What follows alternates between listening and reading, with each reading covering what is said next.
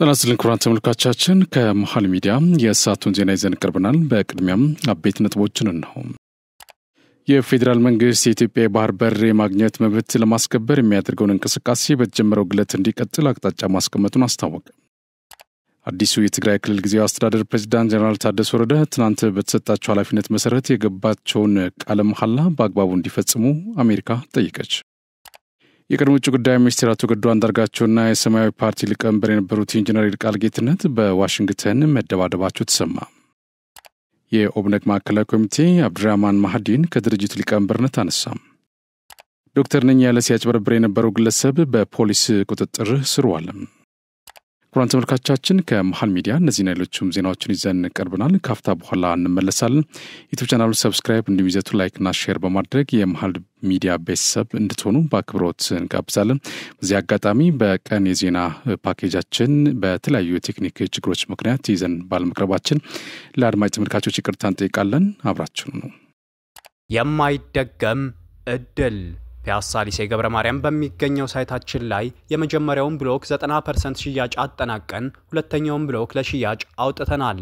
በ10% ቅድመ ክፍያ ያለምንም አይነት ተጨማሪ ወለድ ሙሉ በሙሉ በኢትዮጵያ ብር ከባለ 1 መኝታ 64 ካሬ ጀምሮ እስከ ባለ 3 መኝታ 141 ካሬ አማራጮችን ይዘንልዎት መጥተናል። ሱቆች አልቆባችሁ ለነበረ ደንበኞቻችን አድዋ 00 ፊት ለፊት ባለው 4000 ካሬ ሜትር ላይ ባረፈው ጎልደን ሞላችን 20 ካሬ ሱቆችን ከግራውንድ እስከ 5ኛ ፎቅ ለሽያጭ ማውጣታችንን ስንገልጽ በታላቅ ደስታ ነው። እንዲሁም በአጭር ጊዜ ወደ ቤታችሁ መግባት ለምትፈልጉ ደንበኞቻችን ሀያት አደባባይ ገንብተን 90% ባደረስነው ሳይታችን ላይ እየኖሩበት የሚከፍሉበትን አማራጭ ይዘን መጥተናል። ለበለጠ መረጃ 0966 02 9902 ይደውሉ። በቅድሚያም የስቶካች ምክር ቤት 23ኛ መደበኛ ስብሰባውን ነገ ያካሂዳል። ምክር ቤቱ በስብሰባው የስራና ክህሎት ሚኒስቴርን የ2017 በጀት ዓመት የ9 ወራት የዕቅድ አፈጻጸም ሪፖርት እንደሚያዳምጥ በመረጃው ተመላክቷል። ፕሬዝዳንት ታዬ አጽቀሥላሴ ከአዲሱ የአፍሪካ ህብረት ኮሚሽን ሊቀመንበር መሐመድ አሊ ዩሱፍ ጋር በተለያዩ ጉዳዮች ላይ ተወያይተዋል። አፍሪካ ህብረትና በተባበሩት መንግስታት ድርጅት የአፍሪካ ኢኮኖሚ ኮሚሽን የኢትዮጵያ ቋሚ መልእክተኛ አምባሳደር ሂሩት ዘመነ ውይይቱን አስመልክቶ በሰጡት መግለጫ ፕሬዝዳንት ታዬ አጽቀሥላሴ ከአዲሱ የአፍሪካ ህብረት ኮሚሽን ሊቀመንበር መሐመድ አሊ ዩሱፍ ጋር ፍሬያማ ውይይት አድርገዋል። የአዲሱ ሊቀመንበር መሐመድ አሊ ዩሱፍ የስራ ዘመን ውጤታማ እንዲሆን የኢትዮጵያ መንግስት አስፈላጊውን ድጋፍ እንደሚያደርግላቸው በውይይቱ ወቅት ፕሬዝዳንት ታዬ መግለጻቸው ተናግረዋል። ሊቀመንበሩም ከኢትዮጵያ ጋር አብረው ለመስራት ዝግጁ መሆናቸውን መግለጻቸውም ጠቁመዋል። ቀደም ሲል የነበረው የህብረቱ አመራር የሰራቸውን ስራዎች በማስቀጠልና ለማጠናከር ትኩረት የሚሰጧቸውን ጉዳዮች በማንሳት መወያየታቸውን ገልጿል። የአፍሪካ ህብረት ኮሚሽን አዲሱ ሊቀመንበር መሐመድ አሊ ዩሱፍ በዚህ ወቅት እንዳሉት ከፕሬዝዳንት ጋር ውጤታማ ውይይት አድርገዋል። ኢትዮጵያ ከአፍሪካ ህብረት ጋር ስላላት ግንኙነትና በአህጉራዊ ጉዳዮች ዙሪያ መወያየታቸውንም ተናግሯል። ከፕሬዝዳንት ታዬ አጽቀሥላሴ ጋር በአህጉሪቱ ወሳኝና ወደፊት በሚወሰዱ ጉዳዮች ዙሪያ መምከራቸውም ተጠቁሟል። የአፍሪካ ህብረት ዋና መቀመጫ ሀገር የሆነችው ኢትዮጵያና በህብረቱ መካከል ያለውን ጠንካራ ግንኙነት ለማስቀጠል እንደሚሰሩም አስረድተዋል። የኦብነግ ማዕከላዊ ኮሚቴ አብዱራህማን ማህዲን ከድርጅቱ ሊቀመንበርነት አነሳ። የኦጋዴን ብሔራዊ ነጻነት ግንባር ኦብነግ ማዕከላዊ ኮሚቴ እያካሄደ በሚገኘው ሁለተኛ መደበኛ ስብሰባ አብዱራህማን ማህዲን ከድርጅቱ ሊቀመንበር አንስቷል።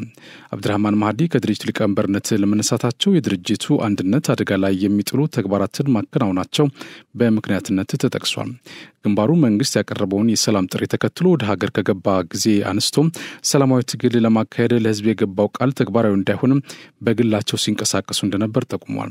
ኦብነግ በወርሃ ነሐሴ 6 ቀን 2010 ዓ.ም ነበር መንግስት ያቀረበውን የሰላም ጥሪ ተከትሎ ሰላማዊ ትግል ለማካሄድ ወደ ሀገር የገባው።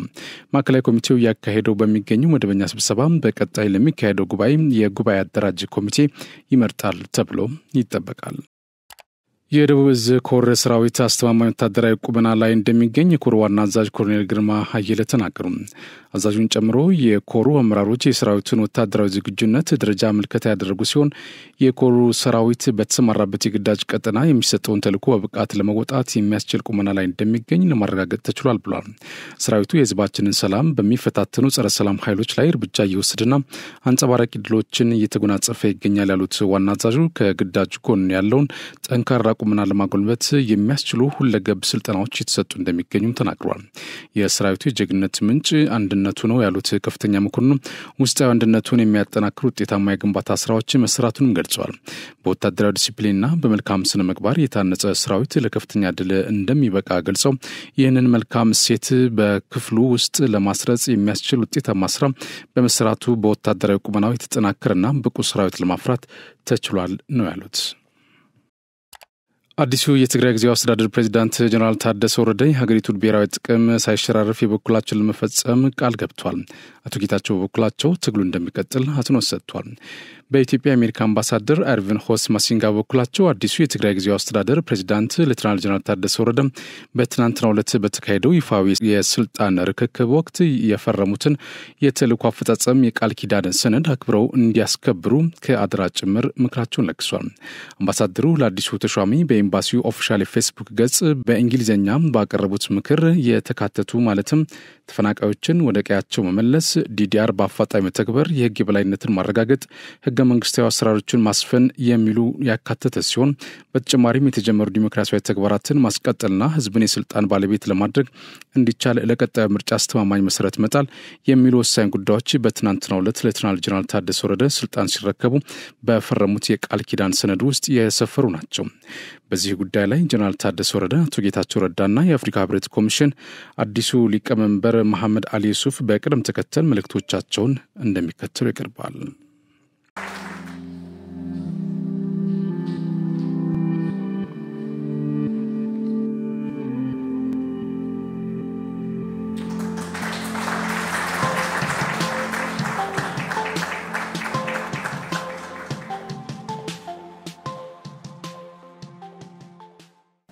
የተከበሩ የኢፌድሪ ጠቅላይ ሚኒስትር አብይ አህመድ፣ የተከበራችሁ ከፍተኛ የኢፌድሪ የመንግስት ኃላፊዎች፣ የተከበሩ አቶ ጌታቸው ረዳ፣ የተከበራችሁ የዲፕሎማቲክ ኮሚኒቲ አባላት፣ እንግዲህ በዛሬው ዕለት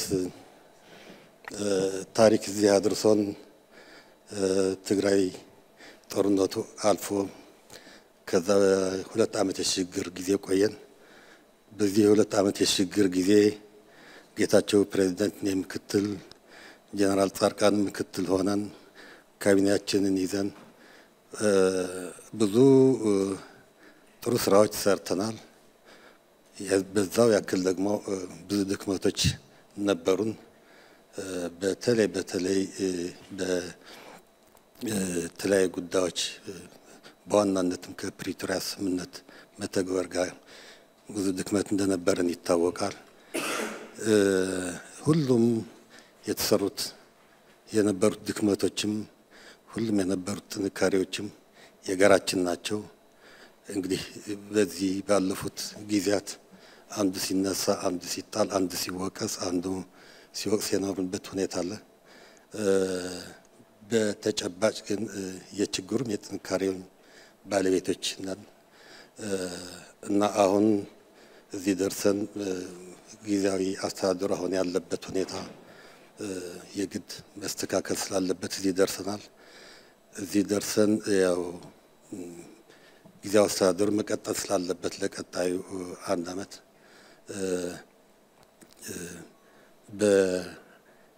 በተወሰነ የፕሬዝዳንት ማስተካከል ቀጥሎም የተወሰነ የካቢኔ ምናምን ማስተካከል እንደ አዲስ ስራው እንዲሰራ እድል አግኝቷል። በዚህ አጋጣሚ ይሄ እድል ለኔ ሲሰጥ ቀላል እንዳልሆነ አውቀዋለሁ። በጣም ከባድ ፈተና ነው። በእንትን ሲታሰብ የምትመኘው ነገር አይደለም። የዛው መጠን ደግሞ ጥሩ ከስራህ ደግሞ እድል እንደሚሆንም አውቃለሁ እና ፈተናዎቹም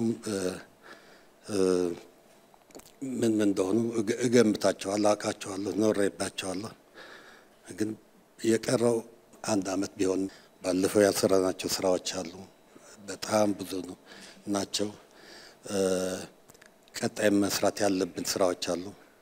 ከፕሪቶሪያ ስምምነት ብቻ የተያዘ ሳይሆን በራሳችን በውስጣችን ባለፉት 2 ዓመታት የተፈጠሩ ከፍተኛ የጸጥታ የፖለቲካ እና ኢኮኖሚ ቀውሶች አሉ። እነዛም የሚፈጥሩት የስራ አጠቃላይ ሲታይ ሁሉም ተደማምሮ ሲታይ ቀላል አይደለምና እነዚህ ላይ ለውጥ ለማምጣት ማዕከል የሚሆን ስልጣን አጥታ የነበረችውን ትግራይ አሁን ማዕከሉን በማጠናከር መሰራት ያለባቸው እንደሆኑ እና ዋናው ቀጣይ ስራም ሰላምን ይዞ ሰላምን አረጋግጦ የህዝቡ ጥያቄን መፍታት ፕሪቶሪያ ስምምነትን ሙሉ በሙሉ እንዲተገበር ማድረግና በዛ መጠን አሁን ያለውን ውጥረት እንትን ሆኖ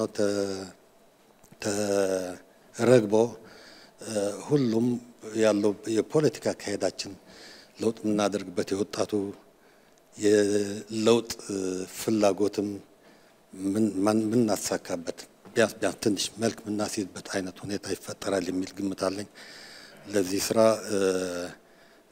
ዋናው የትግራይ ህዝብ ድጋፍ እጅግ አስፈላጊ ሆኖ የፌደራል መንግስት ድጋፍም እንደማይለኝ ሙሉ እምነት አለኝ።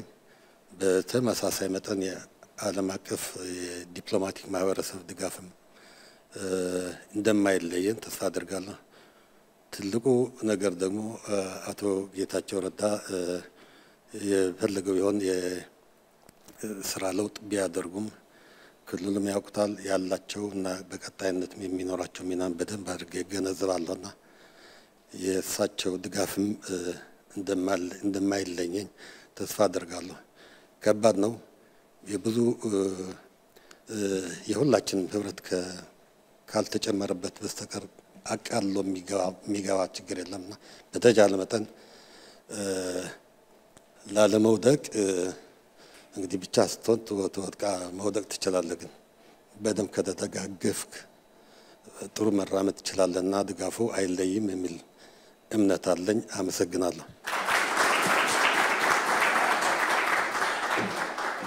ክቡር ጠቅላይ ሚኒስትር አብይ አህመድ የፍርድ ጠቅላይ ሚኒስትር፣ ክቡራን የዓለም አቀፍ ማህበረሰብ ተወካዮች፣ ፕሮቶኮል እንደተጠበቀ ሆኖ እንደተባለው ከ2 ዓመት በፊት የጊዜያዊ አስተዳደሩ በሚመሰረት ወቅት የፕሪቶሪያን ስምምነት በተሟላ መልኩ ተግባራዊ ለማድረግ የገባናቸው ቃሎች ነበሩ። ይህንን ከማድረግ አንጻር እስካሁን የተንቀሳቀስን የመጣንባቸውና በትግራይ ክልል ውስጥ አገልግሎት ተመልሶ እንዲቀጥል ለማድረግ የሰብአዊ መብት ድጋፍ እንዲገኝ ለማድረግ በተቻለ መጠን ተፈናቃይ ወደ ተፈናቀለበት አካባቢ እንዲመለስ ለማድረግ የተጀመሩ በርከት ያሉ ስራዎች የነበሩ ቢሆንም የሰራናቸው ስራዎች የቱንም ያክል አዎንታዊ ውጤት ቢኖራቸውም በተሟላ መልኩ ፕሪቶሪያን ካለ ማሳካታችን ጋር ተያይዞ በትግራይ ውስጥ አሁንም ቢሆን ቀጣይ ችግር ሆኖ የቀጠለበት ሰላማችንን ጠብቀን ለመቀጠል የምናደርገው እንቅስቃሴን ብዙ ፈተናዎች የገጠሙበት ሁኔታ ሆኖ እስካሁን ቆይቷል። አሁንም ቢሆን እንደተባለው 2 ዓመት ያለፈው የጊዜያዊ አስተዳደር ፌደራል መንግስት ለተጨማሪ 1 ዓመት እንዲቀጥል ውሳኔ ማስተላለፉ እንደ አንድ አዎንታዊ ተግባር የሚወሰድ ሆኖ ዋናው ትኩረት መደረግ ያለበት ካሁን በፊት ጀምረናቸው ያሉ ነገሮችን ማጠናከር ያልተጀመሩና በተለይም ደግሞ ፖለቲካችንን ጭምር ከማበላሸት አንጻር የሰላም እንቅስቃሴያችንን አደጋ ላይ ከማስገባት አንጻር ትልቅ አስተዋጽኦ ያላቸው በመቶ ሺዎች የሚቆጠሩ ዜጎቻችን ወደ ተፈናቀሉበት ቦታ የሚመለሱበት ሂደት በፍጥነት የሚጠናቀቅበት ሁኔታ ልዩ ትኩረት ተሰጥቶት መሰራት የሚገባው ነው የሚል እምነት አለኝ። እንደተባለው የተሰሩ በርካታ ስራዎች አሉ። ያልተሰሩት ካላቸው ውጤት አንጻር የተሰሩትንም ጭምር ያጨለሙበት የተሰሩትንም ጭምር ያደበዘዙበት ሁኔታ ስላለ ያልተሰሩትን ሙሉ ትኩረት አድርገን በመስራት የተሻለ ውጤት ለማስመዝገብ የትግራይን ህዝብ የሰላምና የለውጥ ፍላጎትም በተሟላና በተጠናከረ መልኩ እንዲቀጥል ለማድረግ የሚያስችል አቅም ስለሚፈጥር እዚህ ላይ ትኩረት ተደርጎ መሰራት አለበት የሚል እምነት አለኝ። የውስጥ ፖለቲካ ንትርካችን ፕሪቶሪያ በተሟላ መልኩ እንዳይጠናቀቅ ማድረግ ረገድ ያንበሳውን ድርሻ ይዟል ብል ማጋነን አይሆንም። አሁንም ቢሆን በእያንዳንዱ እለት 2 ዓመት ሙሉ በውስጥ ንትርክ ያሳለፍናቸው ጊዜዎች በተለያዩ ችግሮች ምክንያት በጦርነቱ ከፍተኛ ቁስል የደረሰበትን ህዝባችን ቁስል ላይ እንጨት እንደመስደድ የሚቆጠር ነው። በአሁኑ ሰዓት በዚህ አይነት አካሄድ እንድንቀጥል የወሰንን እንደሆነ አሁንም ህዝባችን ለተጨማሪ ችግር የምናጋለጥ ስለሆነ ይሄ ህዝብ ከማንም በላይ ሰላም የሚገባው ህዝብ መሆኑ እንደማንኛውም ኢትዮጵያዊ ሊደርሰው የሚገባ የለውጥ ትሩፋትም ሊደርሰው እንደሚገባው ቀን በዚህ ጉዳይ ላይ ልንረባረብ የሚገባ መሆኑን ማስመር ፈልጋለሁ። እንዳልኩት 2 ዓመት ሙሉ አንዱን ሲጎተት እዚህ ደረጃ ላይ ደርሰናል። አሁን አንዱን እየጎተተ የትም መቀጠል የማይችልበት ሌሎች ኃይሎችም ጭምር ይሄን አጋጣሚ በመጠቀም የህዝባችንን ሰላም ለመንጠቅ የህዝባችንን ሰላም ለማደም ተስፋ ለማደብዘዝ እንቅስቃሴዎች ማድረግ የጀመሩበት ሁኔታም ስላለ ከዚህ አንፃር ጠንክረን መስራት እንደሚጠበቅብን ማስመር ፈልጋለሁ። የተቀሩት ስራዎች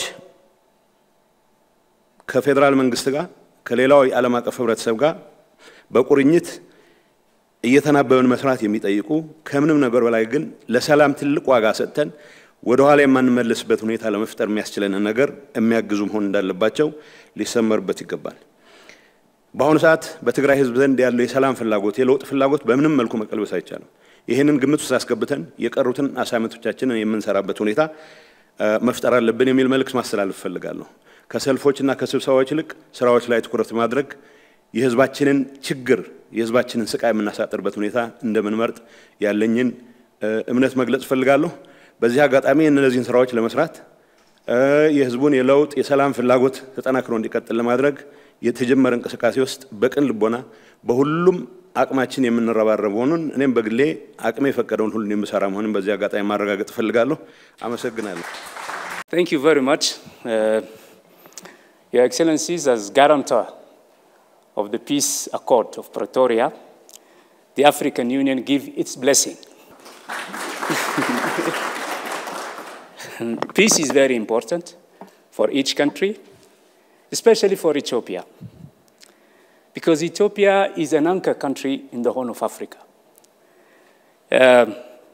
Let's say that the African Union will continue to support your efforts, and let's say that the people of Ethiopia will take advantage of peace. Our blessings with you. Thank you. የፌደራል መንግስት የኢትዮጵያን የባህር በር ማግኘት መብት ለማስከበር የሚያደርገውን እንቅስቃሴ በጀመረው ግለት እንዲቀጥል አቅጣጫ ማስቀመጡን አስታወቀም። ዓለም አቀፍ ማህበረሰብ ኢትዮጵያ በቀጠናው ሰላምና ደህንነት ለማረጋገጥ ያላትን ከፍተኛ ሚና እንዲረዳም መንግስት ጥሪ አቅርቧል። የፌደራል መንግስት ውሳኔ የተገለጸው የብሔራዊ ደህንነት ምክር ቤት ዛሬ ረቡዕ ሚያዝያ 1 2017 ዓ.ም ያደረገውን ስብሰባ በተመለከተ ከጠቅላይ ሚኒስትር ጽህፈት ቤት በወጣ መግለጫ ላይ ነው። ጠቅላይ ሚኒስትር ዶክተር አብይ አህመድ እና የጦር ኃይሉ ጠቅላይ ኤታማዦር ሹም ፊልድ ማርሻል ብርሃኑ ጁላን ጨምሮ የፌደራል መንግስት ከፍተኛ ኃላፊዎች በተገኙበት የተካሄደው ስብሰባ ሀገራዊ ቀጠናዊና ዓለም አቀፋዊ ሁኔታዎች የተገመገመበት እንደሆነ መግለጫው አስታውቋል። ምክር ቤቱ በስብሰባው ትኩረት የሚሹ ጉዳዮች በሚል ከጠቀሳቸው ጉዳዮች ውስጥ ፍላጎትን በኃይል የማስፈጸም መንገድን የተከተሉ አካላትን የተመለከተም አንዱ ነው። እነዚህ አካላት መልካቸው ይለያይ እንጂ በተለያየ አካባቢዎችና በውጭ ይገኛሉ ያለው የምክር ቤቱ መግለጫ ሴራ፣ ወጥመድ፣ ዝርፊያ፣ እገታ፣ ጭካኔ፣ ህገወጥ ንግድና ፍላጎት በኃይል ብቻ ማስፈጸም መለያቸው እንደሆነም ገልጿል። መግለጫው እነዚህ አካላት በሀገር ውስጥና በውጭ ከሚገኙ የኢትዮጵያ ጠላቶች ጋር እንደሚተባበሩ እንዲሁም የሐሰት ፕሮፓጋንዳውን የሚመሩ ክንፎች እንዳላቸው በመጥቀስ ከሷል። ምክር ቤቱ በጥልቀት ተመልክቷቸዋል የተባለው ሌላኛው ጉዳይ ከዓለም አቀፋዊና ቀጠናዊ ሁኔታዎች ጋር በተያያዘ ነው። የምክር ቤቱ መግለጫ ከዚህ ጋር የተያያዙ ጉዳዮች በሀገሪቱ ላይ ሊያሳድሩት የሚችሉ ተጽዕኖ በዝርዝር ውይይት መደረጉም ያስረዳል። በኢትዮጵያ ላይ ተጽዕኖ ሊያሳድሩ ይችላሉ ከተባሉት ጉዳዮች መካከል የዓለም የኢኮኖሚ ሁኔታ፣ የተከሰቱ ያሉ ውጥረቶች፣ የሽብር እንቅስቃሴዎች እንዲሁም እየታወኩ ያሉ ዓለም አቀፍ የንግድ መስመሮች እንደሚገኙበት ተመላክቷል። ክቡራን ተመልካቾቻችን የብሔራዊ ደህንነት ምክር ቤት በወቅታዊ ሀገራዊ ጉዳይ ላይ የሰጠው መግለጫ እንደሚከተለው ይቀርባል። ተከታትለን እንመለስ። ብሔራዊ የደህንነት ምክር ቤት ሚያዝያ 1 ቀን 2017 ዓ.ም ባደረገው ስብሰባ ሀገራዊ ቀጣናዊና ዓለማዊ ሁኔታዎችን ገምግሟል። ኢትዮጵያ ለዘመናት ፖለቲካዊ፣ ኢኮኖሚያዊ፣ ማህበራዊና ዲፕሎማሲያዊ ስብራቶች ገጥሟት ነበር። እነዚህን ስብራቶች በመጠገን ወደ ብልጽግና የምታደርገውን ጉዞ እያፋጠነች ትገኛለች። እስካሁን የጀመረቻቸው ሪፎርሞች እየተሳኩም፣ የወጠነቻቸው ኢኒሼቲቮች ፍሬ እያፈሩ በዓለም አቀፍ መድረኮች ያላት ተሰሚነት እየጨመረ ብሔራዊ ጥቅሞቿን ለማስከበር የምታደርገው ጥረት ውጤት እያስመዘገበ መሆኑ ለዚህ ምስክር ነው። ከዓለም አቀፍ የፋይናንስ ተቋማትና አጋሮች ጋር በተደረጉ ውይይቶች እየተገኙ ያሉ የፋይናንስና የኢኮኖሚ ድጋፎች ለፖለቲካዊ፣ ኢኮኖሚያዊና ማህበራዊ ሪፎርሞች ስኬት ያላቸው አበርክቶ ከፍተኛ ነው። በልማትና በፖለቲካ መስክ እየመጡ ያሉ አዎንታዊ ለውጦች ሀገራዊ ሰላም እንዲጸና አስተዋጽኦ ያበረክታሉ። ሀገራዊ የሰላም ሁኔታው ከጊዜ ወደ ጊዜ እየተሻሻለ መጥቷል። ይህንንም የምክር ቤቱ ግምገማ አመላክቷል። ከኢኮኖሚያዊና ፖለቲካዊ ለውጥ በተጨማሪ የሰላም ሁኔታው እንዲሻሻል ያደረጉ ምክንያቶችም አሉ። ህዝቡ የግጭትንና የጦርነትን አስከፊ ገጽታ በማየት ከግጭት ጠማቂዎች ጋር ላለመተባበር ያሳየው ቆራጥነት የመጀመሪያው ነው። መንግስት ለሰላማዊ መፍትሄ ያለው የጸና አቋምና ያደረገው እንቅስቃሴ በሁለተኛነት የሚጠቀስ ነው። ምንም እንኳን በአንዳንድ ወገኖች እኩይ ዓላማ የተነሳ የትግራይ ህዝብ የሚፈልገውን ያህል ሰላም ባያገኝም በትግራይ የነበረው ጦርነት በሰላም እንዲፈታ መንግስት ባደረገው ያላሰለሰ ጥረት ህዝቡ እፎይታ እንዲያገኝ አስችሎታል። የሰላም ስምምነቱ መንግስታዊ አገልግሎቶች እንዲጀመሩ፣ ማህበራዊና ኢኮኖሚያዊ ስራዎች እንዲከናወኑ፣ መሰረተ ልማቶችም እንዲጠገኑ አድርጓል። በአማራና በኦሮሚያ ክልሎችም መንግስት ህግ በማስከበርና የሰላም መንገዶችን በማበረታታት ባከናወነው ተግባር አያሌ ውጤቶች ተመዝግበዋል። ታጣቂዎች የሰላም መንገድን መርጠው በሰላም ገብተዋል። ህዝብ የሰላም ባለቤት በመሆን አካባቢውን ማስከበር ጀምሯል። ክልላዊ የጸጥታ መዋቅሮች ተጠናክረዋል። የኢኮኖሚ እንቅስቃሴዎች በታቀደላቸው መንገድ መከናወን ጀምረዋል። የሸቀጦችና የሰዎች ዝውውሮችም የተሻለ ደረጃ ላይ ደርሰዋል። በሌሎችም የሀገራችን አካባቢዎች የሰላምና የጸጥታ ሁኔታው ይበልጥ እየጸና እንደሚገኝ የደህንነት ምክር ቤቱ በጥልቀት ገምግሟል። ይህ በእንዲህ እንዳለ የአፍሪካ ቀንድ ቀጣና ካለበት ነባራዊ ሁኔታ ዓለም እየሄደችበት ከምትገኝበት የፖለቲካና የኢኮኖሚ መንገድ እንዲሁም ሀገራችንን ልናደርስ ከምንፈልግበት የብልጽግና ደረጃ አንጻር ትኩረት የሚሹ ጉዳዮች መኖራቸውንም ምክር ቤቱ ተመልክቷል። የመጀመሪያው በ21ኛው መቶ ክፍለ ዘመን ሊኖር የማይገባውን ፍላጎትን በኃይል የማስፈጸም ኋላ ቀር አማራጭ የሚከተሉ አካላትን የተመለከተ ነው። እነዚህ አካላት መልካቸው ይለያይ እንጂ በተለያዩ አካባቢዎችና በውጭ ይገኛሉ። የራሳቸውን አካባቢ ከሌላው የበለጠና የተጎዳ አድርገው ያሉ። መነጋገርና መወያየት አይፈልጉም። ሴራ፣ ወጥመድ፣ ዝርፊያ፣ እገታ፣ ጭካኔ፣ ህገወጥ ንግድና ፍላጎትን በኃይል ብቻ ማስፈጸም መለያቸው ነው። አልፎ አልፎም ጥፋት የጋራ ዓላማቸው በመሆኑ ተቀናጅተው ለማጥፋት ይሞክራሉ። ህጋዊ የፓርቲ ሽፋኖችን ለህገወጥ ተግባራት ይጠቀማሉ። ከኃላፊነት የተነሱ አኩራፊ ፖለቲከኞችን በመጠቀም ህገወጥ የፖለቲካ እንቅስቃሴ ያደርጋሉ። በሃይማኖት ተቋማት ውስጥ የሚገኙ አንዳንድ የመልካም አስተዳደር ችግሮችን ለሁከት ተግባር ለመጠቀም ይሰራሉ። ሁለተኛዎቹ አካላት በተለያዩ ቦታዎች ተቀምጠው በሀገር ውስጥና በውጭ ከሚገኙ የኢትዮጵያ ጠላቶች ጋር በመተባበር የመንግስትን ስራዎች በማደናቀፍ የህዝብን ምሬት በመጨመርና የሐሰት ወሬዎችን በማዛመት የተጠመዱ ናቸው። በማህበራዊ ቦታዎች፣ በቤተ እምነቶች፣ በመስሪያ ቤቶችና በንግድ ቦታዎች ተሰግስገው እኩይ ዓላማቸውን ለማስፈጸም ይሞክራሉ። ሸቀጥ ይደብቃሉ፣ የአቅርቦት እጥረት ይፈጥራሉ፣ የውጭ ምንዛሬ ስርጭትን ይገድባሉ፣ ኮንትሮባንድ ያካሂዳሉ፣ በህገወጥ መንገድ ሰዎችንና መሳሪያዎችን ያዘዋውራሉ። በሙስና በዘመድ አዝማድና በብልሹ አሰራር ህዝብ እንዲማረር ሆን ብለው ይሰራሉ። ሶስተኛዎቹ የሐሰት ፕሮፓጋንዳውን የሚመሩ ክንፎች ናቸው። መደበኛውንና ማህበራዊን ሚዲያ በመጠቀም የህዝቡን ሰላም ይረብሻሉ። በጦር ሜዳ ሲሸነፉ፣ ሴራዎቻቸው ሲከሽፉባቸው፣ በሰልፍና በአመፅ የሚወድቅ መንግስት ሲያጡ የመጨረሻ አማራጫቸውን በመጠቀም ላይ ይገኛሉ። የሐሰት ታሪክ ይፈጥራሉ፣ የሐሰት መረጃ ይቀምራሉ፣ የሽብር ወሬ ያደራሉ፣ የሁከት ዜና ይፈበርካሉ። የፖለቲካ የአስተዳደርና የጸጥታ ተቋማት ከህዝቡ ጋር ተቀናጅተው በሚሰሩት ሥራ የጥፋት ኃይሎች ዓላማ እንዳይሳካ አቅማቸው ምኞታቸውም ከንቱ ሆኖ እንዲቀር ለማድረግ ተችሏል። ከነዚህ ሀገራዊ የጸጥታ ሁኔታዎች በተጨማሪ ዓለም አቀፋዊና ቀጠናዊ ሁኔታዎችም በደህንነት ምክር ቤቱ በጥልቀት ታይተዋል። የዓለም የኢኮኖሚ ሁኔታ ሁኔታ እየተከሰቱ ያሉ ውጥረቶች፣ የሽብር እንቅስቃሴዎች፣ እየታወኩ ያሉ የዓለም አቀፍ የንግድ መስመሮች፣ እየፈረሱና እየተዳከሙ የሚገኙ ሀገሮች፣ እየተበራከቱ ያሉ የሳይበር ጥቃቶች፣ እየተነጣጠሉ ያሉ ነባር ዓለም አቀፋዊ ትብብሮች፣ እየተፈጠሩ ያሉ አዳዲስ ዓለም አቀፋዊ ጥምረቶች በሀገራችን ላይ ሊያሳድሩት የሚችሉ ተጽዕኖ በዝርዝር ውይይት ተደርጎበታል። የተቀመጡ አቅጣጫዎች ሰላም፣ ጸጥታና ደህንነት ከፖለቲካዊ ኢኮኖሚያዊና ማህበራዊ ሁኔታዎች ጋር የተሳሰሩ ናቸው። ፖለቲካዊ ብስለት፣ ኢኮኖሚያዊ እድገትና ማህበራዊ መረጋጋት የአንድን ሀገር የሰላም፣ የጸጥታና የደህንነት ሁኔታዎችን ያሻሽላሉ።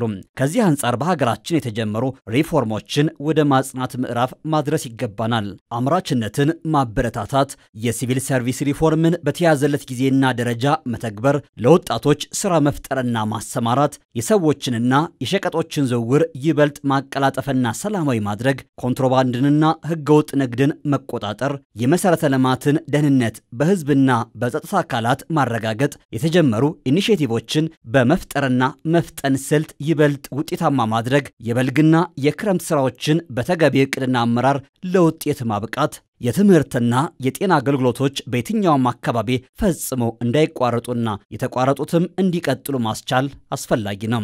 ለዚህም የሚመለከታቸው አካላት ተናበው ተቀናጅተውና በጋራ አቅደው የሚፈለገውን ውጤት እንዲያመጡ አቅጣጫ ተቀምጧል። በሀገራችን በተለያዩ አካባቢዎች ያሉ ችግሮችን በሰላማዊ መንገድ በፖለቲካዊ ውይይት ለመፍታት የተጀመረው እንቅስቃሴ ፍሬ እያፈራ ነው።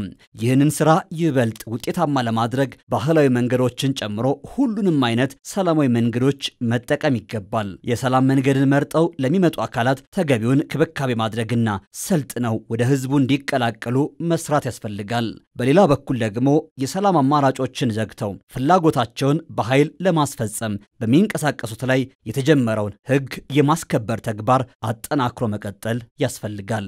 ከኢትዮጵያ ጠላቶች ተልእኮ የተቀበሉ በሀገር ውስጥ ችግር ለመፍጠር የሚጥሩ ባንዳ ኃይሎች ከዕለት ወደ ዕለት አቅማቸው እየደከመ ተቀባይነታቸውም እየከሰመ መጥቷል። የገንዘብና የሰው ኃይል ምንጫቸውም እየነጠፈ ነው። ነገር ግን ፈጽመው እስኪጠፉ ድረስ ህግ የማስከበር የሰላም አማራጮችን አሟጦ የመጠቀምና ህዝብን የማንቃት ስራዎች ወሳኝ ናቸው። ይህን ካለፈው በበለጠ ለማከናወን የሚያስችል ስልትና አቅጣጫም በደህንነት ምክር ቤቱ ተቀምጧል። ለዚህም የሚመለከታቸው የፌዴራልና የክልል አመራሮች በእቅድ የተቀመጠውን ፈጥነው በመተግበር ውጤት ማምጣት እንዲቻል አቅጣጫ ተቀምጧል። በተለያዩ መዋቅሮች ተደብቀው ሽብር የሚነዙ የመንግስትን ስራ የሚያስተጓጉሉና ህዝብን የሚያማርሩ የተለያዩ ሚዲያዎችን በመጠቀም የሐሰት መረጃ የሚያሰራጩ አካላትን በመረጃና በማስረጃ ላይ ተመስርቶ ለማጥራት የተከናወነውን ተግባር ምክር ቤቱ በአድናቆት ተቀብሎታል። አሁንም ቢሆን ግን እነዚህን አካላት ለማወቅ ለህግ ለማቅረብና ለማጥራት የሚያስችል ስራ ይፈለጋል። ለዚህም በህግ በጸጥታና በሌሎች አካላት የሚከናወነው ተግባር ተጠናክሮ መቀጠል እንዳለበት ምክር ቤቱ ወስኗል። ከሚመለከታቸው የሀገር ውስጥና የውጭ አካላት ጋር በመነጋገር እነዚህን የወሬ ጌቶች ለህግ ለማቅረብ የተጀመሩ ስራዎች ይበልጥ መቀጠል አለባቸው። ሐሰተኛ መረጃዎቻቸውን ህዝብ እንዲያውቅ የማድረጉ ተግባር አቅምና ስልት ጨምሮ መከናወን አለበት። ከዚህም ባሻገር አግባብነት ባላቸው የሀገራችን ህጎች አማካይነት ተገቢውን ህግ የማስከበር ስራን ለመስራት የሚመለከታቸው ሁሉ አቅደውና ተቀናጅተው እንዲሰሩ አቅጣጫ ተቀምጧል። የተደራጁ የኢኮኖሚ ወንጀሎችንና አሻጥሮችን ማምከን ብሎም ፈጻሚዎቻቸውን ለህግ ማቅረብ ወቅቱ የሚጠይቀው ተግባር ነው። ከየትም አቅጣጫ የሚነሱ ህገወጥ የሰዎች የሸቀጦችና የመሳሪያዎች ዝውውሮችን የሚከላከሉና የሚያስተካክሉ ህጋዊና ተቋማዊ አሰራሮችን መዘርጋት ተገቢ ነው። የገንዘብ የኢኮኖሚና የአስተዳደር ተቋማት ከጸጥታ አካላት ጋር በመቀናጀት አስፈላጊውን አስተዳደራዊና ህጋዊ እርምጃዎችን እንዲወስዱ አቅጣጫ ተቀምጧል። የኢትዮጵያን ዓለም አቀፋዊ ተሰሚነት የሚያሳድጉ የዲፕሎማሲ ውጤቶች እየጨመሩ መጥተዋል። ይህን ይበልጥ በማስፋፋትና በማጠናከር የኢትዮጵያን ብሔራዊ ጥቅም በዓለም አቀፍ ደረጃ ማስከበር ተገቢ ነው። በተለይም ደግሞ የኢትዮጵያን የባህር በር የማግኘት መብት ለማስከበር ዲፕሎማሲያዊ፣ ህጋዊና ሰላማዊ መንገዶችን መሰረት አድርጎ የተጀመረው ስራ በተጀመረው ግለት እንዲቀጥል የሚያስችል አቅጣጫ ተቀምጧል። በአፍሪካ ቀንድ ቀጣና ያለው ሁኔታ እንዲረጋጋ ለህዝቦች ኢኮኖሚያዊና ማህበራዊ ትስስርና እድገት ምቹ እንዲሆን ውጥረቶች እንዲረግቡና ችግሮች በሰላማዊ መንገድ እንዲፈቱ ኢትዮጵያ የያዘችው አቋም ለዘላቂ ሰላምና እድገት ቁልፍ መሆኑን ተመልክተናል። በመሆኑም በቀጣናው ላይ ተገቢ የሆነውን ሚና ለመጫወት የሚያስችል አቅጣጫ በምክር ቤቱ ተቀምጧል። ኢትዮጵያ በአሁናዊው የዓለም የፖለቲካና የኢኮኖሚያዊ ሁኔታ ውስጥ የፖሊሲ ነፃነቷን አስጠብቃ ጥቅሞቿን አስከብራ ተገቢ ሚናዋን እንድትጫወት የተሰጠው ጥበብ የተሞላው አመራር የሚደነቅ ነው። ይኸው ጥበባዊ አመራር አሁንም ተጠናክሮም ኢትዮጵያ ዓለም አቀፋዊ ፈተናዎችን ሁሉ ተሻግራ ተገቢ ሉዓላዊ ደረጃዋን እንድትይዝ ያደርጋል የሚል ጽኑ እምነት አለን። ህዝባችንም ሰላሙን በመጠበቅና በማስከበር የጀመረውን አኩሪ ተግባር እንዲያጠናክር በዚሁ አጋጣሚ አደራ እንላለን። ወደ ሰላማዊ መንገድ የሚመጡ ታጣቂዎች ከዕለት ወደ ዕለት ቁጥራቸው እየጨመረ ነው። እነዚህን ታጣቂዎች ተቀብሎ ወደ ሰላማዊ ህይወት ለመመለስ የህብረተሰቡ ተሳትፎ ምትክ የሌለው ነው። በመሆኑም ለዚህ ስራ የተቋቋሙ አካላት ከማህበረሰቡ ጋር ይበልጥ ተቀናጅተው እንዲሰሩ አቅጣጫ ተቀምጧል። በኃይልና በአመፅ ፍላጎትን የማስፈጸም መንገድ ከሽፏል። ውጤት እንደማያመጣም በተግባር ታይቷል። ይህንን መንገድ በማወቅም ሆነ ባለማወቅ የተቀላቀሉ ወገኖች ወደ ሰላማዊ የሐሳብ መድረክ እንዲመጡ ጥሪ እናደርጋለን። መንግስት ለሰላማዊ ውይይት ዛሬም ዝግጁ መሆኑን ደጋግመን እናረጋግጣለን። የጸጥታና የደህንነት ተቋማት የሀገርን ሰላምና ደህንነት ለመጠበቅ እየከፈሉት ያለውን መስዋዕትነት ምክር ቤቱ አድንቋል። የሀገራችን ሁለንተናዊ ብልጽግና እስኪረጋገጥ ድረስ የጀመራችሁትን የአርበኝነት ተግባር እንድታጠናክሩ ደግመን አደራ እንላለን። ዓለም አቀፉ ማህበረሰብ የኢትዮጵያን የሰላምና የልማት ስራዎች በመደገፍና እያስመዘገበች ላለችው ለውጥ ዕውቅና በመስጠት ላደረገው አስተዋጽኦ ምክር ቤቱ ያመሰግናል። ኢትዮጵያ በቀጠናው በአህጉሩና በዓለም አቀፍ ደረጃ ሰላምንና ደህንነትን ለማረጋገጥ የነበራትንና ያላትን ከፍተኛ ሚና በመረዳት ዓለም አቀፉ ማህበረሰብ ሁለንተናዊ ድጋፉን አጠናክሮ እንዲቀጥል በዚሁ አጋጣሚ አደራ እንላለን። የሀገራችን ብልጽግና አይቀሬ ነው። ከጅምሩ የተገኙ ውጤቶችም ይህንን ይመሰክራሉ። ሪፎርሞቻችንና ኢኒሼቲቮቻችን ፍሬ እያፈሩ ናቸው። ፈተናዎች እያለፉ፣ ቋጠሮች እየተፈቱ፣ ችግሮች እየተቀረፉ በመሄድ ላይ ናቸው። የኢትዮጵያ ቀጠናዊ አህጉራዊና ዓለም አቀፋዊ ሚና ይበልጥ እየተጠናከረ መጥቷል። የሰላም የጸጥታና የደህንነት ስራዎቻችንን ይበልጥ አጠናክረን ተቀናጅተንና ተናበን በማከናወን የህዝባችንን እርካታ ለማረጋገጥ ያለንን ዝግጁነት በዚህ አጋጣሚ እናረጋግጣለን።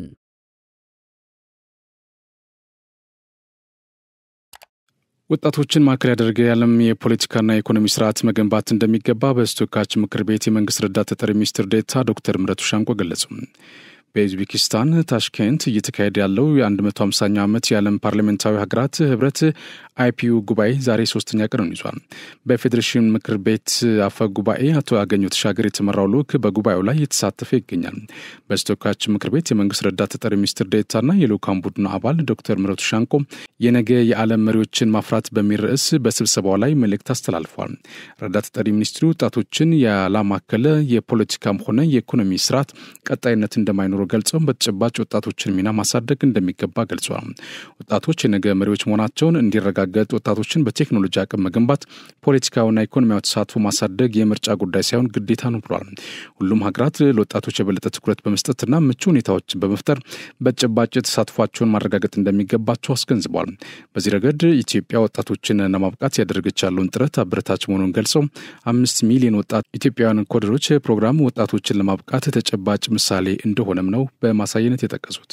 ይህም ለኢትዮጵያ ብቻ ሳይሆን በደቡባዊ የዓለም ክፍል ለሚገኙ በቴክኖሎጂ እድገት ላልበለጸጉ ሀገራት በተሞክሮነት ሊወሰድ የሚችል ትልቅ እርምጃ ነው ብሏል። በሀገሪቱ የተጀመረው ፕሮግራም የወጣቶችን ዲጂታልና የአመራር ክህሎት በማሳደግ ቀጣይ ትውልድ የሚኖረውን የመሪነት ሚና በእጅጉ እንደሚጨምር ነው ያብራሩት። በኢትዮጵያ ወጣቶች ማዕከል በማድረግ የተጀመረውን ስራ ወጣቶች በዓለም ኢኮኖሚና ፖለቲካ ውስጥ ተሳታፊ ብቻ ሳይሆኑ ፖሊሲ ቀራጭ እንዲሆኑ የሚያስችላቸው እንደሆነም ገልጿል። በጋራ ትብብርና መደጋገፍ የበለጠ ውጤታማ ዓለም ለመገንባት ሁሉን አቀፍ ፍትሐዊና ቀጣይነት ያለው የትውልዶች ትብብር እንዲጠናከር ጥሪ ማቅረባቸውን ከምክር ቤቱ የተገኘው ምርጫ አመላክተዋል። ግዙፉ አውሮፕላን አምራች ቦይንግ ላይ ክስ ከመሰረቱ የኢትዮጵያ አየር መንገድ አደጋ ተጎጂ ሁለት ቤተሰቦች ጋር ስምምነት ላይ ደረሰ። ኩባንያው ከ6 ዓመታት በፊት በደረሰው የቦይንግ 737 ማክስ 8 አደጋ ተጎጂ ቤተሰቦች የቀረበበትን ክስ በስምምነት የፈታው ከችሎቱ አንድ ቀን ቀደም ብሎ እንደሆነ ሮይተርስ የቦይንግና የተጎጂ ቤተሰቦችን ጠበቆች ዋቢ አድርጎ ዘግቧል። ቦይንግ በአውሮፕላን አደጋው ህይወታቸውን ካጡት አንቶኒ ሊዩስ እና ዳርሲ ብላንገር ቤተሰቦች ጋር የደረሰውን ስምምነት ዝርዝር ይፋ አልሆነም።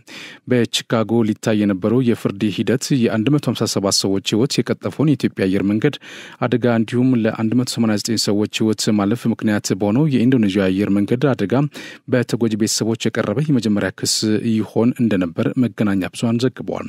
የአሁኑ ክስ ቦይንግ በአደጋው ህይወታቸውን ያጡ ተጎጂ ቤተሰቦች የደረሰባቸውን ሰቆቃና ጉዳት ለማካካስ መከፈል ያለበትን የገንዘብ መጠን ችሎቱ እንዲወስን ነበር። ቦይንግ በኢትዮጵያ አየር መንገድ 737 ማክስ 8 አደጋ ከሞቱት 157 መንገደኞችና የበረራ ሰራተኞች ቤተሰቦች ጋር ስምምነት ላይ የደረሰው በ2014 ዓ.ም ነበር። ቦይንግ በአደጋው ለሞቱት ሰዎች ኃላፊነቱን እንደሚወስድና የካሳ ጥያቄነትም እቀበላለሁ ያለ ሲሆን በምላሹም የተጎጂ ቤተሰቦች ኩባንያው ላደረሰው ጉዳት ፍርድ ቤት እንደማይወስዱት ተስማምቶ ነበር። ሆኖም ከ2 ዓመት በፊት የሁለቱ አደጋዎች ተጎጂ ቤተሰቦች ለደረሰባቸው ጉዳት አውሮፕላን አምራቹን መጠየቅ እንደሚቻል ፍርድ ቤት ውሳኔ ላይ መድረሱን ተከትሎ ለተጎጂ ቤተሰቦች ጉዳዩን ወደ ፍርድ ቤት እንዲወስዱት መንገድ የከፈተ ሆኗል። በአውሮፕላን አምራቹ ላይ ክሱን የመሰረቱት በአደጋው ቤተሰቦቻቸውን ያጡ ሁለት አሜሪካውያን ቤተሰቦች ናቸው። የ39 ዓመቱ ሊዩስ የጦር ሰራዊት አባል ሲሆን በኢትዮጵያ አየር መንገድ ተሳፍሮ ወደ ኬንያ ሲያቀና የነበረው የሎጂስቲክስ ንግድ ላይ ያሉ እድሎችን ለማየት ነበር። ሌላኛው የ46 ዓመቱ ብላንገር በተባበሩት መንግስታት ድርጅት የአካባቢ ጥበቃ ጉባኤ ላይ ንግግር ለማድረግ ሲጓዝ እንደነበር ዘገባው አስነብቧል። መጋቢት 2011 ዓ.ም የኢትዮጵያ አየር መንገድ ከቦሌ ዓለም አቀፍ አውሮፕላን ማረፊያ ወደ ናይሮቢ የሚያደርገውን ጉዞ ከጀመረ ከ6 ደቂቃዎች በኋላ ነበር አሰቃቂ አደጋ የደረሰው ሲል የዘገበው ቢቢሲ ነው። የኢትዮጵያ ሀገራዊ ምክክር ኮሚሽን በአማራ ክልል ከሚገኙ ተጽዕኖ ፈጣሪ ግለሰቦች አካላት ጋር ውይይት እያደረገ ይገኛል።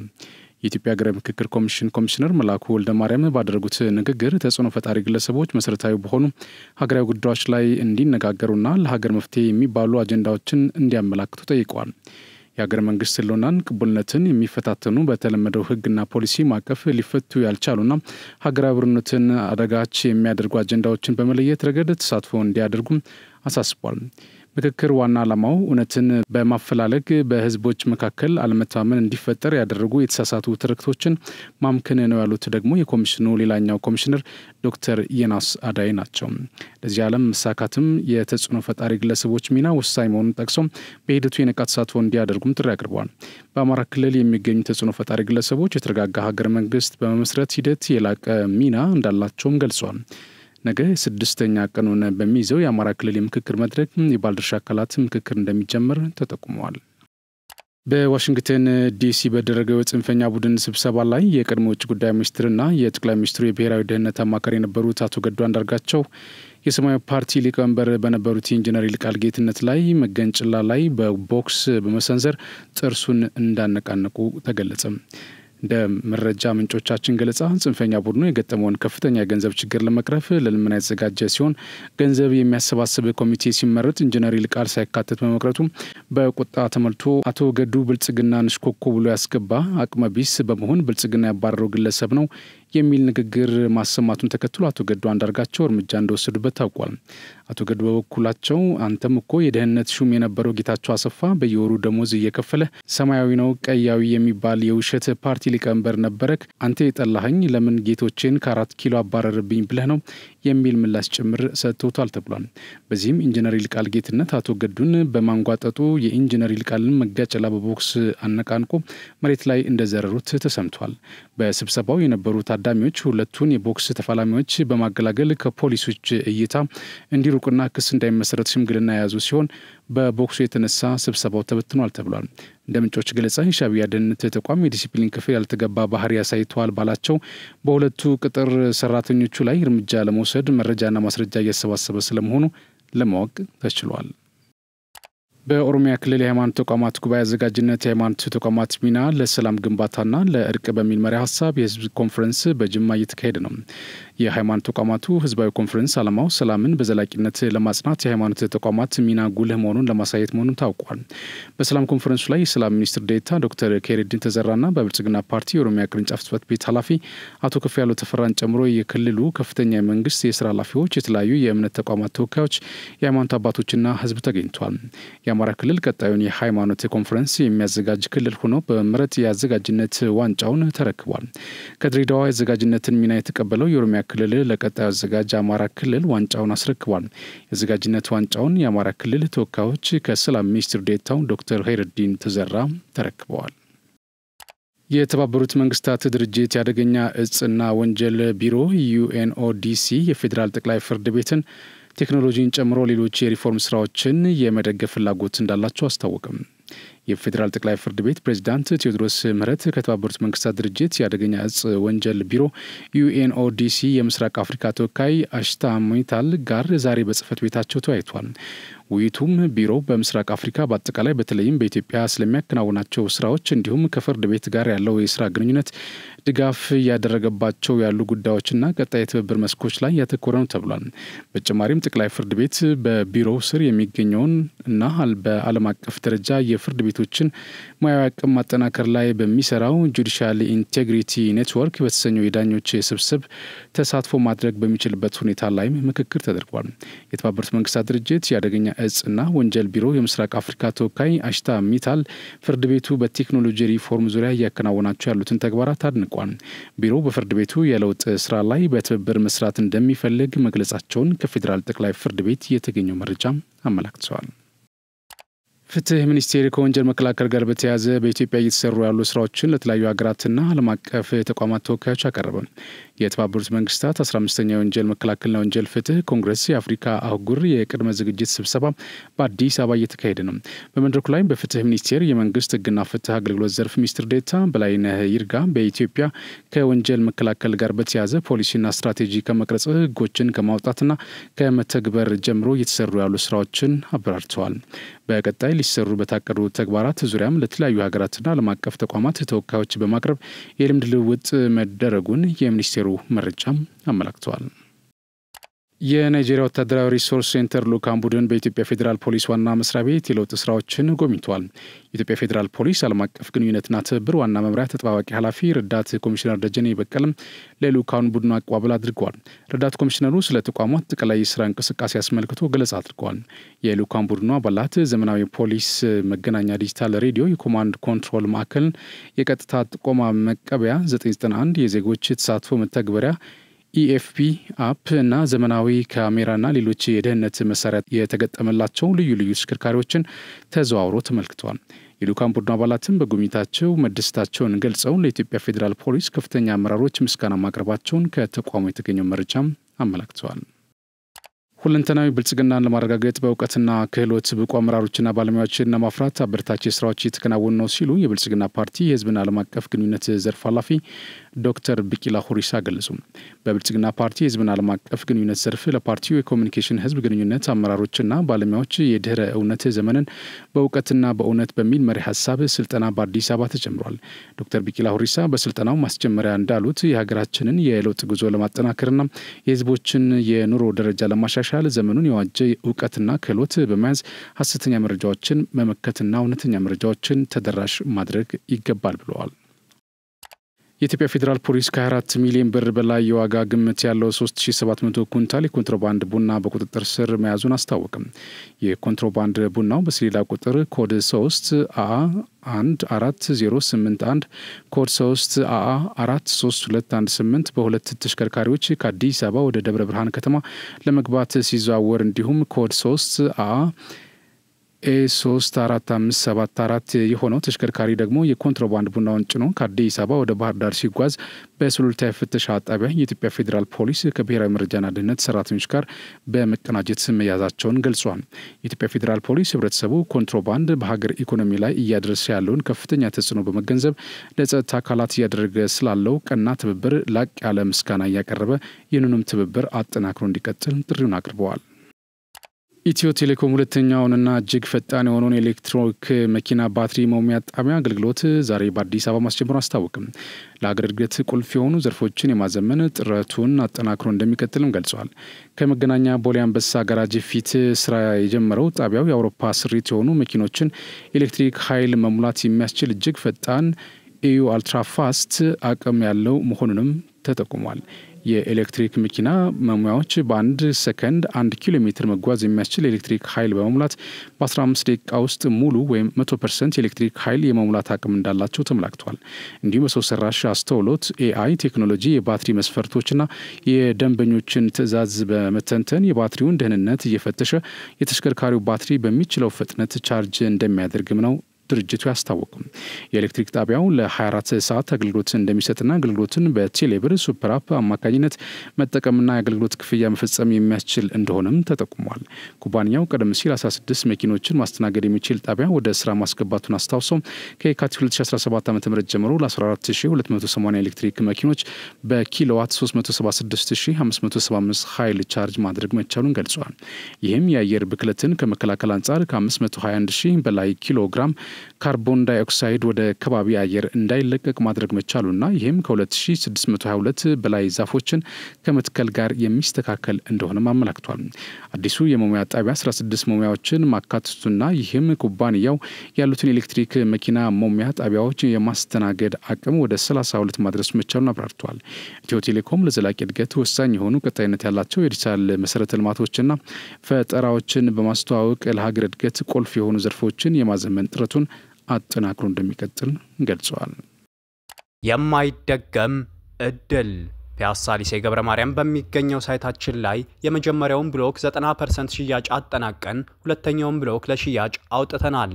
በ10% ቅድመ ክፍያ ያለምንም አይነት ተጨማሪ ወለድ ሙሉ በሙሉ በኢትዮጵያ ብር ከባለ 1 መኝታ 64 ካሬ ጀምሮ እስከ ባለ 3 መኝታ 141 ካሬ አማራጮችን ይዘንልዎት መጥተናል። ሱቆች አልቆባችሁ ለነበረ ደንበኞቻችን አድዋ 00 ፊት ለፊት ባለው 4000 ካሬ ሜትር ላይ ባረፈው ጎልደን ሞላችን 20 ካሬ ሱቆችን ከግራውንድ እስከ 5ኛ ፎቅ ለሽያጭ ማውጣታችንን ስንገልጽ በታላቅ ደስታ ነው። እንዲሁም በአጭር ጊዜ ወደ ቤታችሁ መግባት ለምትፈልጉ ደንበኞቻችን ሀያት አደባባይ ገንብተን 90% ባደረስነው ሳይታችን ላይ እየኖሩበት የሚከፍሉበትን አማራጭ ይዘን መጥተናል። ለበለጠ መረጃ 0966 02 9902 ይደውሉ። ዮቺና የህንድ ፖሊስ እንግሊዛዊ ዶክተር መስሎ ሲያጭበረብር ነበር ያለውን ተጠርጣሪ በቁጥጥር ስር አውሏል። ግለሰቡ በሰራው ቀዶ ጥገና የሰው ህይወት ጠፍቷል በሚል ነው በፖሊስ ቁጥጥር ስር የዋለው።